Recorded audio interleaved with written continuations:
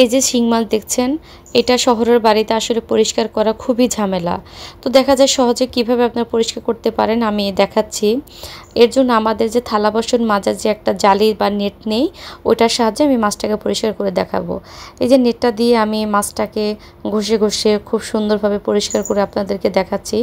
আর এর জন্য আমি একটু ভিডিওটা স্কিপ করব না, আমি পুরোটাই আপনাদেরকে দেখাবো। আর এর জন্য একটু পরপরই আমাদেরকে পানির সাহায্য নিতে হবে, কারণ যেহেতু মাছ স্লিপ করে বারবার, তাই যদি আমরা বারবার একটু পানি দিয়ে ভিজিয়ে নেই, পানির ছিটা দিয়ে নেই, তাহলে আর হাতটা স্লিপ করবে না, আর আমাদের কাজটা করতেও সুবিধা হবে।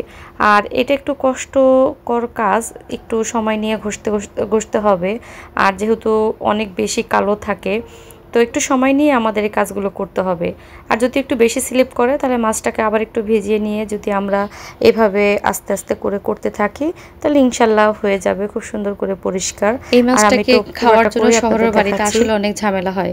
আর এই পদ্ধতিটা অনেক আপুরাই জানেন, তারপর অনেকে জানেন না, তাই আমি শেয়ার করলাম। যারা জানেন তারা তো জানেনই, আর যারা না জানেন তারা এই পদ্ধতিতে এখন শিং মাছ খেতে আর কোনো সমস্যা হবে না।